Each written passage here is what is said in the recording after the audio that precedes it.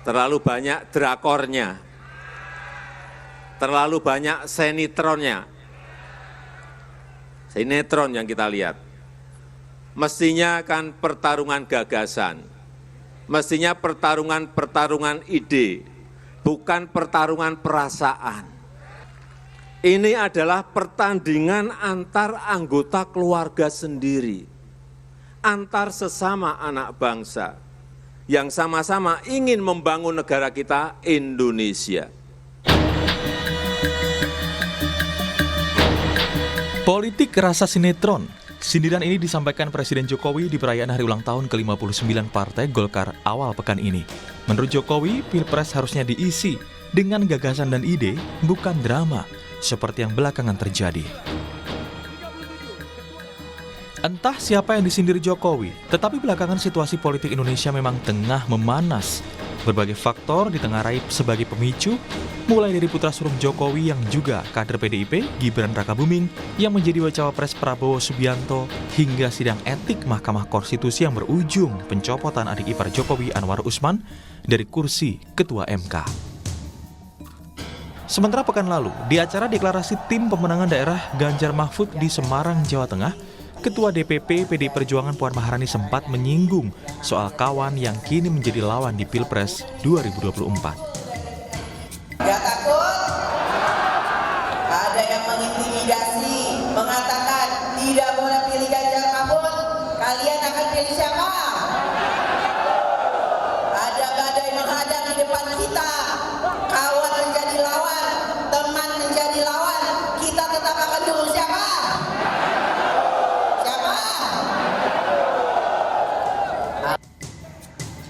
Sindiran Jokowi soal politik rasa sinetron ditanggapi pula oleh kandidat di Pilpres 2024. Ganjar Pranowo setuju, sementara Prabowo menilai persaingan di Pilpres tidak akan bertahan lama karena perdamaian akan datang saat pemilu usai. Semua orang bisa berkomentar apapun dan saya lebih suka dengan gagasan. Saya setuju dengan politik gagasan, maka demokrasi mesti kita dudukkan dalam porsinya sehingga cara-cara yang kira-kira tidak pas ya jangan dipakai.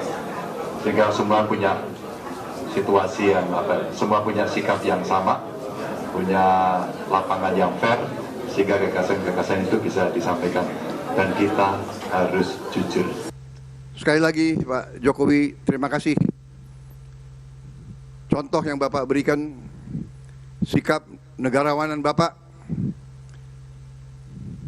Bapak kalahkan saya, tapi Bapak mengajak saya untuk bersama. Lalu siapa yang disindir Jokowi soal politik bak sinetron? Tim Liputan, Kompas TV.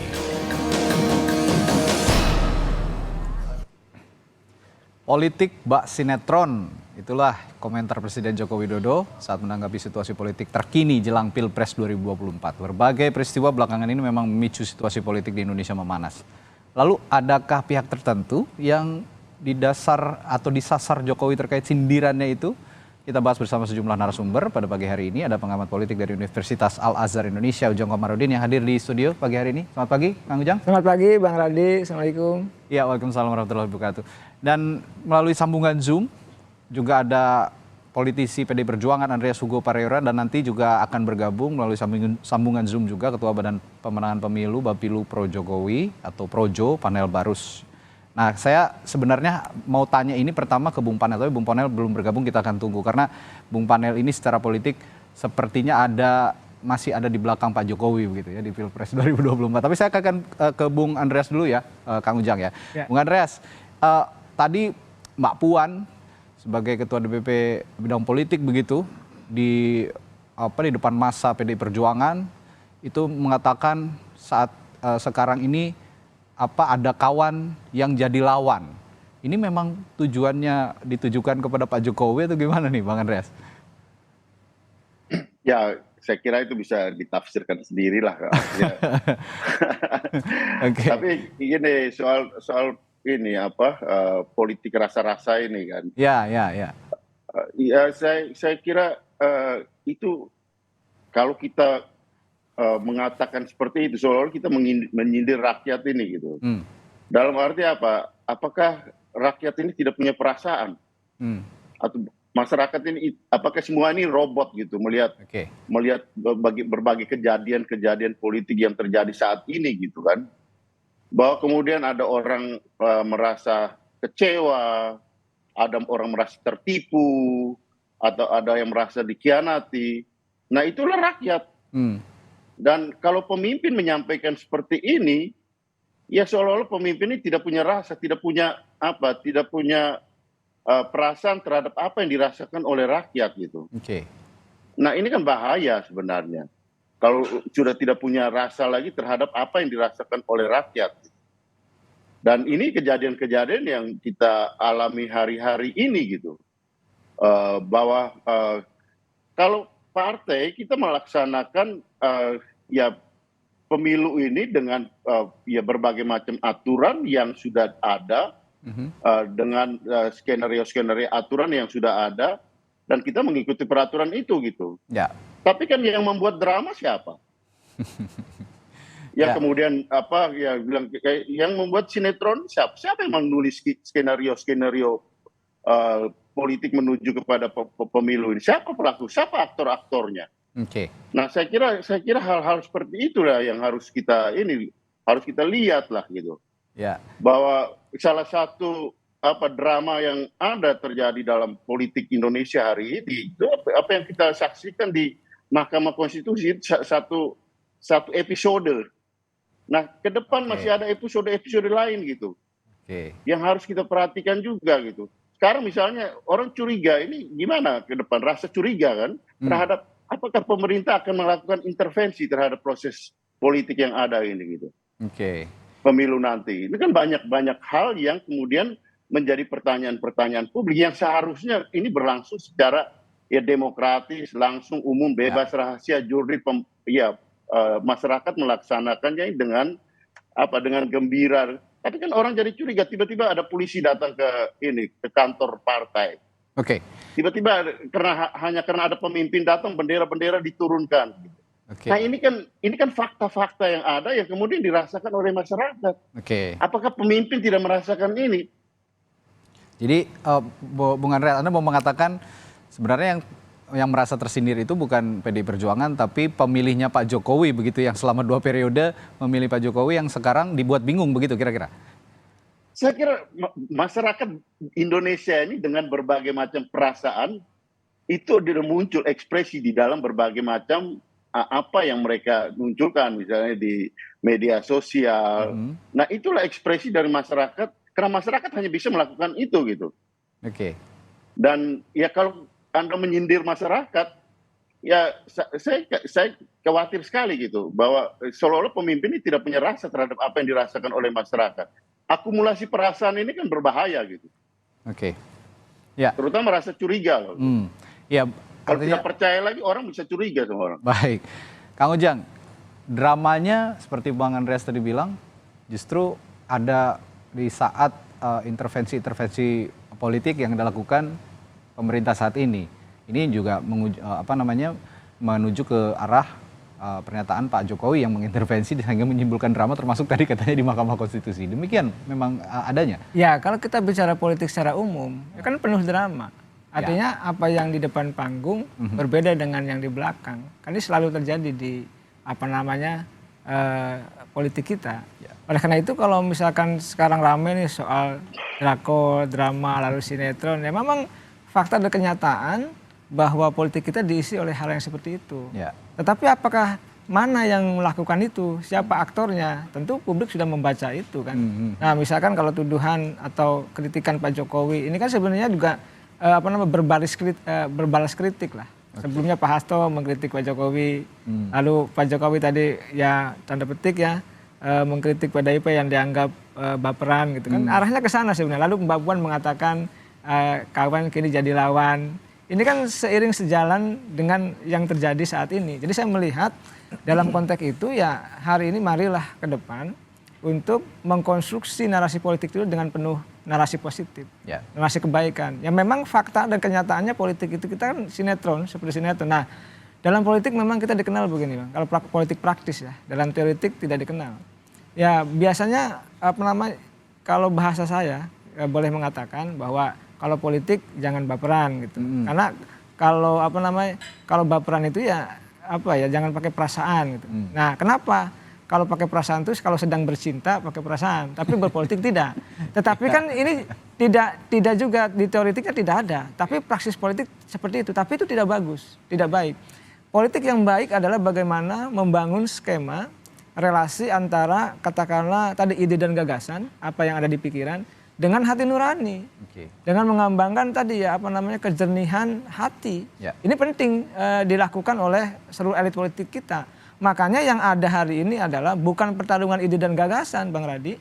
Yang hari ini muncul terus saling kritik, saling serang, lain sebagainya. Oleh karena itu ke depan, ya kalau kita ingin membangun sebuah kontestasi pilpres atau pemilu yang sehat, ya maka narasi yang harus dibangun dan dikembangkan adalah narasi yang positif, gitu, yang penuh kebajikan, sehingga nanti pilpres itu betul-betul menjadi pesta rakyat, pesta demokrasi yang sejatinya kalau berpesta itu kan menyenangkan, menggembirakan. Nah hari ini kita masih katakanlah, ya walaupun saya menganalisa, tetap dari semua ujung pertarungan nanti ya kita punya pembelajaran yang besar, selalu berujung pada rekonsiliasi, selalu berujung pada konsensus. Kan dalam teori itu kalau ada konflik selalu ada konsensus.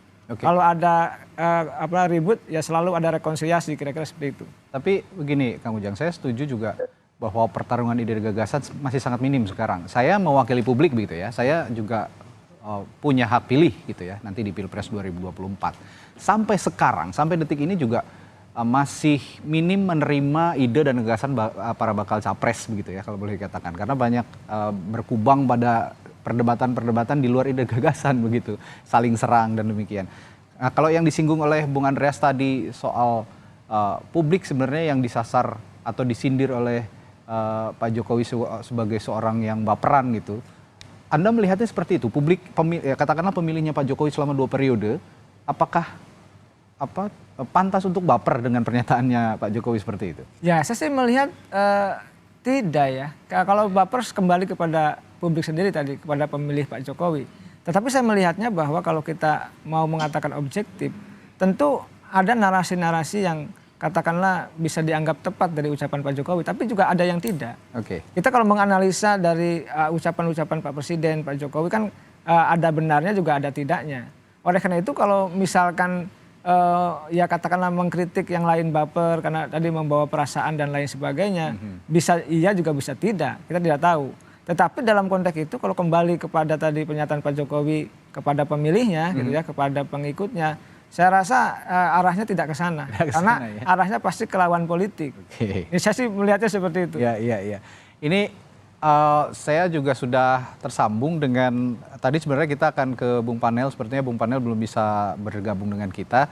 Jadi pagi hari ini yang bergabung ada Bang Emmanuel Ebenezer sebagai Ketua Umum DPP Prabowo Mania 08 yang sebelumnya juga sebagai pendukung Pak Jokowi ini, Jokowi Mania sebelumnya ya.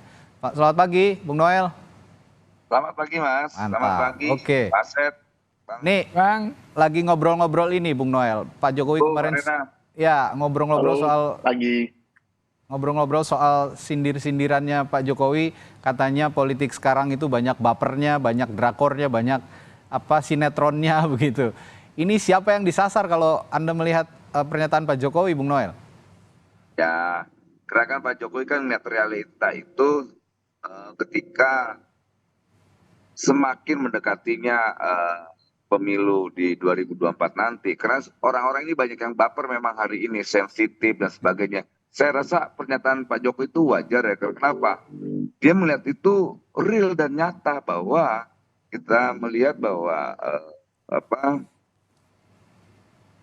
sikap berprasangka buruk, dikit-dikit ngambek, dikit-dikit keluh kesah. Kita lihat kayak kemarin FX Rudy, rumahnya didatengin polisi langsung bawa narasi ada semacam intimidasi dan sebagainya. Dia bilang, oh ini tidak sepatutnya. Padahal base camp kita hampir semua saya tanya, kantor-kantor pengusung Koalisi Indonesia Maju, saya tanya sama, kita disamperin dia sama polisi. Ternyata itu bentuk pengamanan kepolisian, bukan PDIP aja. ternyata koalisi Indonesia Maju, saya tanya DPC, bahkan DPP-nya juga disamperin polisi. Dan itu bukan intimidasi, itu mah tugas rutin. Makanya saya bilang hari ini kok banyak sekali narasi-narasi yang menyimpang dari harapan publik. Jadi saya rasa sudahlah, hentikan narasi-narasi yang basisnya itu adalah ketakutan-ketakutan. Karena kan kita mau demokrasi ke depan ini dihadapi dengan riang gembira. Jangan lagi membangun narasi-narasi ketakutan dan sebagainya. Apalagi kita lihat PDIP itu kan partai besar, kemudian partai ideologis, pasti bicara tentang gagasan-gagasan besar, bicara tentang hal yang besar, dia hal yang ideologis, tidak ambekan-ambekan dan perasaan-perasaan. Dan saya yakin apa yang disampaikan Pak Jokowi itu tepat sekali. Agar apa? Publik juga harus bicara tentang bahwa politik itu rasional, bukan emosional. Makanya berpikirlah secara rasional, bukan emosional. Kira-kira begitu. Tapi begini Bung Noel, PDI Perjuangan sebagai partai politik yang mengusung Pak Jokowi, bukan hanya di Pilpres 2009 lalu 2014, bahkan dari Pilkada Solo dulu, lalu juga berlanjut ke Pilkada DKI, berlanjut ke Pilpres. Ini perjalanan romansa yang cukup panjang dengan PDI Perjuangan. Ibaratnya kalau memang sudah berumah tangga begitu, sudah mengarungi kehidupan berapa lama, tiba-tiba selingkuh gitulah istilahnya ya. Banyak juga kan kalau hubungan berumah tangga ternyata istrinya tidak terima misalnya, atau pasangannya tidak terima. Ini sesuatu yang wajar, ada perasaan seperti itu. Anda tidak melihat ada sedikit misalnya juga komunikasi etikal yang dilanggar oleh Pak Jokowi terhadap PDI Perjuangan? Oke. Itu analogi yang tidak tepat menurut saya. Ini partai, bicara tentang ideologi. Dan saya melihat apa yang dilakukan Jokowi tidak ada ideologi yang dilanggar. Kedua, tidak ada juga semangat perjuangan yang juga dilanggar. Makanya saya coba menyanggah soal analogi itu. Ini bukan persoalan rumah tangga, ini persoalan ideologi. Ideologi perjuangan, jadi tidak bisa disamakan dengan apa yang tadi diargumentasikan Bung soal ini soal pernikahan dan sebagainya. Tidak ada. Jadi gini, jangan juga kita melihat kemarin ini kok PDIP sebagai partai besar, partai ideologis, kok jadi hitung-hitungan perjuangan. Jadi kan pernah ini dia tak usah ngomong begitu. Malah membuat publik melihatnya jadi aneh. Kok partai besar ngomongnya kayak kanak-kanak ya? Kok partai ideologis ngomongnya hal yang tidak ideologis? Sudah ngomong hal ideologis, kami tetap kuat pada prinsip ideologi kami. Karena kami partai besar, kami akan bicara hal-hal yang besar. Itu dong partai besar. Bukan kayak gini, ini dia mengkhianati, ini aduh. Makanya Pak Jokowi kaget, makanya wajar pernyataan Pak Jokowi, jangan baperan, jangan drakor gitu loh. Kayak gitulah. Bang Andreas, kalau mau berjuang bersama-sama, jangan hitung-hitungan dong, katanya Bung Noel begitu. Gimana nih Bang Andreas? Betul, persis. Ya, yang hitung-hitungan itu saya kira semua orang bisa melihat gitu. Itu kan fakta. Tidak perlu diomongin pun orang tahu gitu kan. Tapi kembali pada bagaimana pemimpin melihat hal. Karena bagaimanapun politik itu dalam faktanya, dalam realitanya ada aspek rasionalitas dan ada aspek emosional yang harus kita jaga bersama gitu. Ini saya lihat dari sudut pemimpin gitu. Kalau pemimpin sudah sampai menyepelekan hal seperti itu, seolah dia melihat bahwa manusia itu adalah objek yang soalnya tidak perlu pakai bicara soal rasa gitu. Dan ini berbahaya. Kenapa? Karena ungkapan perasaan itu adalah ekspresi yang ada di masyarakat. Ada rasa kecewa, ada rasa marah. Dan idealnya adalah kita bicara soal bagaimana rasionalisasi politik itu gitu. Bagaimana menjelaskan secara rasional. Saya setuju gitu. Dan itu yang harus kita lakukan gitu. Tapi rakyat punya hak terhadap apa yang dia rasakan. Nah, kita punya aturan main gitu. Dalam hal proses politik demokrasi ini dengan pemilu yang sehat, jurdil. Tapi kalau ada yang menciptakan drama-drama di dalam politik ini, di dalam pemilu ini, nah itu yang berbahaya. Nah, kita kan lihat bagaimana perjalanan drama-drama politik ini gitu.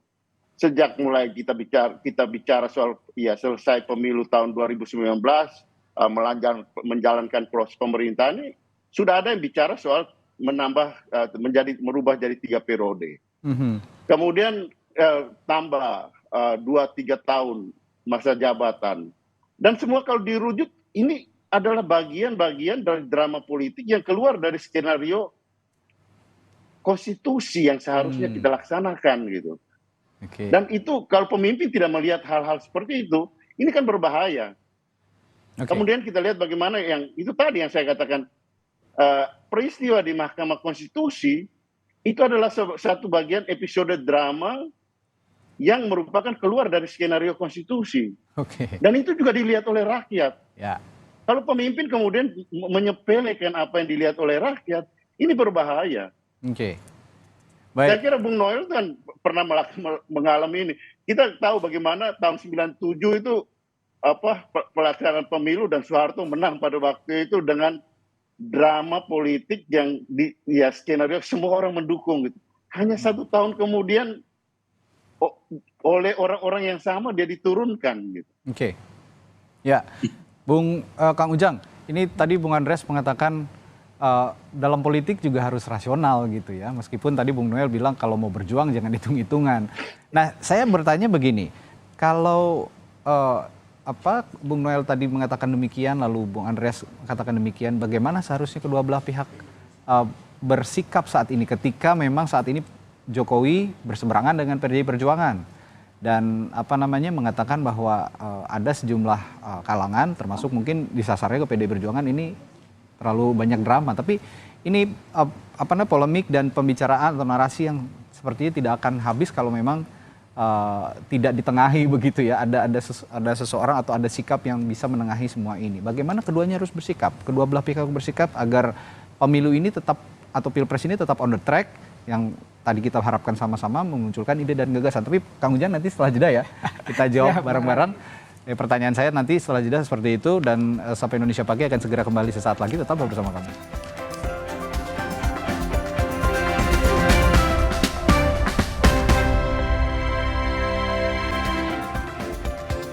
Masih bersama kami di Sapa Indonesia Pagi, masih ada Kang Ujang di studio dan juga Bung Andreas Ferreira dari PDI Perjuangan dan Bung Noel dari Pro Prabowo ya. Dari Prabowo Mania, bukan Pro Prabowo, Prabowo Mania 08 gitu ya. Sekarang tadi saya akan bertanya kepada Kang Ujang, tadi sebelum jeda sudah sempat saya singgung juga. Sebenarnya apa sih analogi yang pas untuk menggambarkan kondisi saat ini? Ketika Bung Noel tadi mengatakan kalau mau berjuang jangan hitung-hitungan, tapi Bung Andreas juga mengatakan politik itu harus rasional. Dan mereka bagaimana harusnya bersikap untuk mengakhiri jangan sampai polemik ini berkepanjangan gitu Bang? Ya, kalau saya sih melihat dulu Pak Jokowi dengan PDIP bersatu. Ya. Lalu di tengah jalan ya sedikit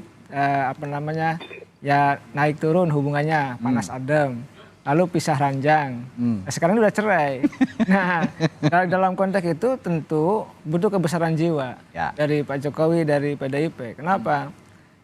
Kebesaran jiwa dan jiwa kenegarawanan harus tumbuh muncul. Maka saya selalu mengingatkan bahwa ya Pak Jokowi termasuk Bu Mega dan PDIP tentu ingin menunjukkan kepada publik bahwa beliau-beliau adalah memiliki sifat kenegarawanan itu. Apa? Artinya semua ucapannya, termasuk ide dan gagasannya dan tindakannya itu mencerminkan kepentingan masyarakat bangsa dan negara. Nah kalau itu yang dipegang, maka ya mohon maaf ya saling sindir, saling serang itu bisa dihindari. Ya memang kalau pertarungan politik, kompetisi politik tidak bisa menghindari hal-hal yang seperti itu pasti.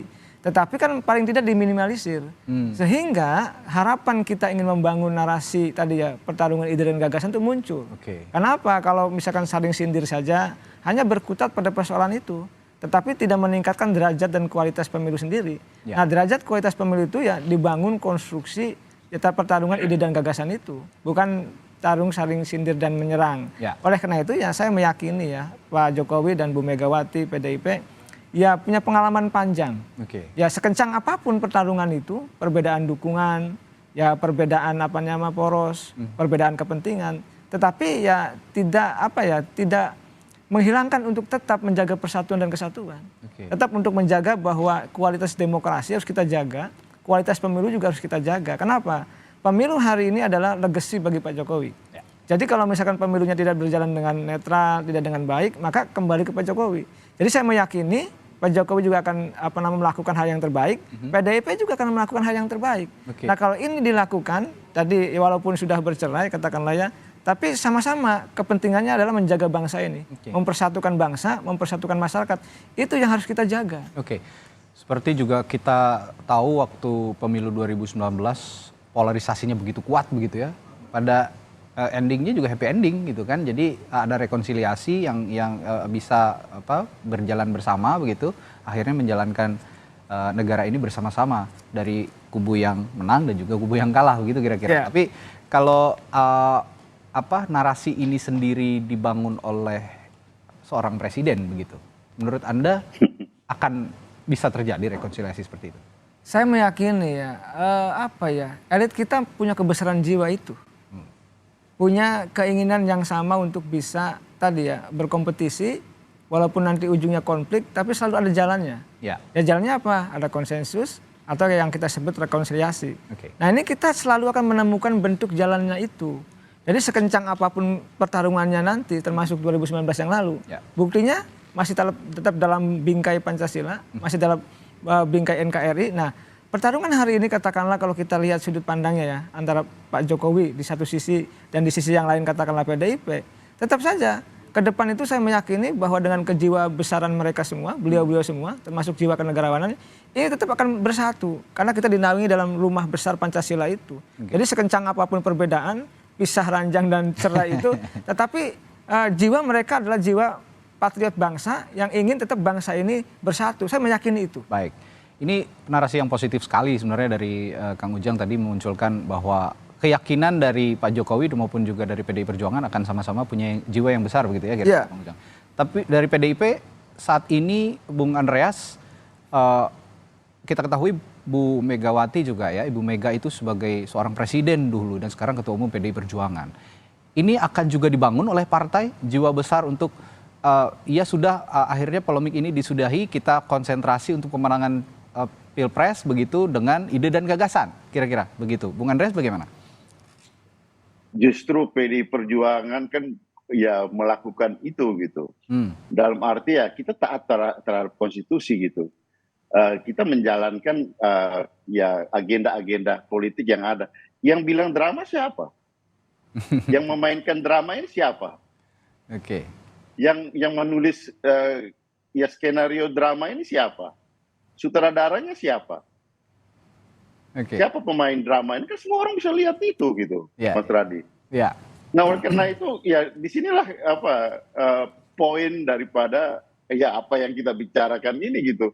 Jangan kemudian kita menepuk air di dulang terpercik ke muka kita sendiri gitu. Ini kan seolah-olah terjadinya seperti itu. Saya nggak tahu apakah yang menyampaikan itu menyadari atau tidak gitu, soal drama, soal perasaan-perasaan. Ya, jangan sampai kita menepuk air di dulang kemudian terpercik ke muka kita sendiri.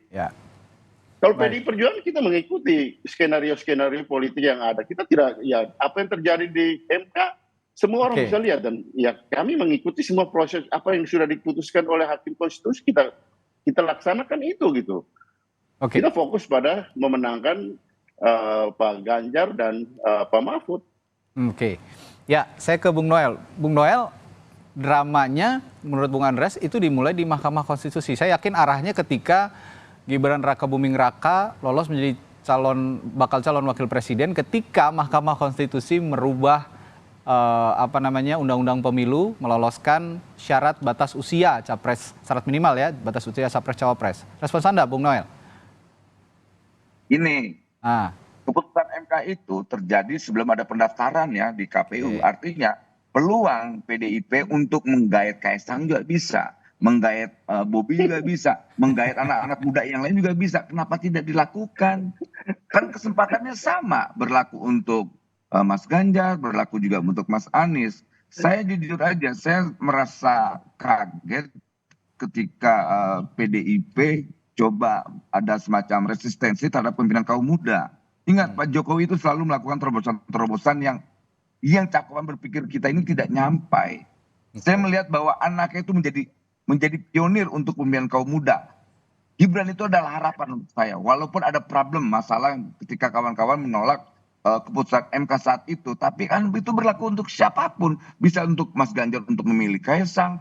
Kenapa itu tidak dilakukan? Gitu loh. Kita nggak mau drama. Kita nggak mau drama. Kita nggak mau drama katanya Bung Noel. Kita nggak mau drama. Itu nggak begitu. Gini, makanya sekarang kayak gini. Sudah diberhentikan ketua MK-nya. Lalu apalagi persoalannya? Saya jujur ya, saya akan melakukan gugatan lagi nanti setelah Pilpres meminta agar pembatasan umur 40 tahun segera dicabut. Karena saya mau anak saya mau jadi calon presiden, anak saya mau jadi wapres, itu. Jadi hak konstitusional anak saya harus terpenuhi. Saya tidak mau lagi persoalan usia ini kan dampak dari apa yang keputusan dan pembatasan konstitusi batasan umur 40 itu membatasi gerakan kaum muda. Dan itu dilakukan oleh para politisi yang korup saat itu. Dan ini harus kita juga cara berpikir korup kita. Ya, Bung Noel. Saya berpegang kan itu sudah terjadi kan. Itu kan sudah terjadi sampai akhirnya paman jadi korban. Oke, Bung Noel, tapi kalau ngomong soal kesempatan, kasih kesempatan. Pamannya Gibran jadi korban dari drama ini. Ya. Sepakat soal gini, ini kan partai PDIP ini partai kader, partai ideologis. Ayo dong sama-sama kita berjuang soal dengan kaum muda. Itu baru enak kita ngebahasnya. Ini sebuah terobosan, ini sebuah gagasan cemerlang buat bangsa ini. Pak Jokowi berani mengorbankan anaknya untuk apa? Untuk mengisi ruang kosong yang selama ini dikorup oleh para polisi tua. Apa yang dihasilkan oleh para politisi tua kalau tidak mewariskan apa? Konflik kebencian. Berapa puluh tahun kita rasakan hal itu. Begini, dan Bung Noel. Hari ini itu harus kita akhiri. Warisan konflik, warisan kebencian yang diwariskan oleh para politisi tua kita hentikan. Mari kita bicara tentang ke depan, tentang Indonesia yang lebih baik. Biarkan Mas Gibran ini adalah harapan menurut saya. Walaupun ada masalah, tapi dia harapan. Harapan. Pengorbanan. Ya, harapan saya garis bawahi. Tapi begini, Bung Noel, berbicara soal harapan, berbicara juga soal pionir begitu ya, Mas Gibran dianggap sebagai pionir kaum muda untuk menjadi pemimpin di Indonesia begitu. Tapi kalau kita lihat di negara ini sebenarnya agak out of topic dari perbincangan kita hari ini, cuman saya akan menggeser sedikit. Kita bicara soal pemimpin muda di dunia begitu. Kalau track recordnya di dunia itu kan melalui jenjang yang memang kita bisa saksikan bersama dari A sampai Z begitu ya. Nah, Mas Gibran ini menurut Anda sudah punya jenjang itu sehingga layak begitu dicalonkan sebagai seorang memimpin negara ya, bukan pemimpin di daerah saja, tapi ini pemimpin negara yang memimpin 270 juta lebih rakyat Indonesia. Saya tidak meragukan soal leadership-nya dia, kemampuannya dia, leadership-nya. Kita karena melihat waktu Jokowi menyalonkan saja, siapa yang tidak meragukan Pak Jokowi? Jokowi anak pinggir kali, Jokowi wong deso apa. Dan saya lihat Mas Gibran ini sosok pemimpin yang mampu beradaptasi dengan tatanan baru hari ini soal apa? Soal rezim digital. Nah, kita ini yang tua-tua ini ngerti apa sih sekarang dengan hari ini? Itu ada tatanan baru yang saya lihat para polisi tua ini yang tidak paham soal itu gitu loh. Ini soal leadership, kemampuan, kompetensi dan sebagainya. Saya melihat Mas Gibran itu punya kemampuan. Jangan diragukan dong, tapi ya nggak apa-apa. Ketika orang itu bagus sekali, jangan tidak. Agar apa? Saya Mas juga Gibran menunjukkan bahwa dia benar-benar seorang leadership yang punya kemampuan untuk bangsa ini ke depan. Kalau ngomongin melek digital, saya jadi tersinggung nih sama Bung Noel. Saya juga paham loh digital, Bung Noel. Bukan hanya Mas Gibran kalau literasi digital. Bukan mendidik tapi para politisi tua. Banyak yang paham soal digital, apalagi Gen Z dan milenial sekarang. Termasuk Pak Prabowo ya. Ya, termasuk Pak Prabowo. Ya. Saya kan mengkritik siapapun. Gitu Oke, Bung Andreas, itu narasi atau argumentasi dari Bung Noel soal Mas Gibran sudah layak lah begitu ya katanya. Nah, kalau PDI Perjuangan sendiri dikatakan kaderisasinya juga untuk kaum muda masih terhambat. Apa respons Anda soal ini? Oh banyak kaum muda yang jadi pemimpin di PDI Perjuangan, cuma ya melalui jenjang pasti. Yang siap jadi Dan Mas pemimpin Gibran- negara begitu ya Bung Andreas kira-kira? Mas Ganjar itu kan orang muda kan, Oke. tapi dia melalui proses jenjang karir yang Ya. panjang dan disiapkan dari bawah. Sehingga siap gitu ya untuk memimpin. Apa kurangnya kan beliau 2 periode jadi anggota DPR, gubernur, kemudian di partai dari tahun 90-an. Begitupun juga dengan Pak Jokowi dulu kan, meskipun dia dari daerah, tapi dia melalui suatu jenjang proses politik yang panjang. Baik. Dan itulah kaderisasi yang ada di partai. Baik. Partai itu kan gunanya adalah, salah satu fungsi dari partai itu adalah kaderisasi politik. Dan itu yang Baik. kami lakukan. Makanya Oke. saya bilang tadi, PDI Perjuangan itu menjalankan proses politik ini dengan taat pada aturan dan konstitusi. Yang membuat drama ini siapa? Nah ini kan pertanyaan yang paling besar. Siapa yang menjadi sutradara dari drama ini? Siapa yang menjadi pemain dari drama ini? Kan semua orang bisa lihat gitu kan. Oke. Baik. Siapa yang menulis skenario drama yang keluar dari alur konstitusi yang kemudian mengakibatkan korban pamannya Gibran di Baik. Mahkamah Konstitusi? Kan itu kan kelihatan semuanya.